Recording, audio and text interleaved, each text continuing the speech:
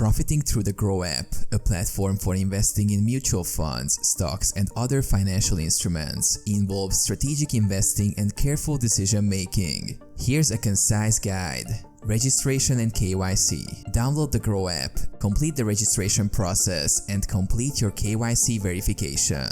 Research. Study the available investment options, including mutual funds and stocks. Understand their past performance, risk levels, and market trends. Goal setting. Define your financial goals and risk tolerance. Choose investments that align with your objectives. Diversification. Spread your investments across different asset classes to reduce risk. Don't put all your funds into one investment. Systematic investment plan. Consider starting a SIP in mutual funds. SIP allows regular investments which can benefit from rupee cost averaging. Stock selection.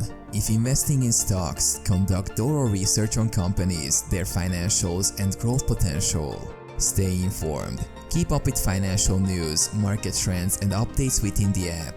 Regular monitoring. Monitor your investments regularly. Rebalance your portfolio if needed based on changing market conditions. Long-term approach. While short-term market fluctuations are common, focus on a long-term investment horizon.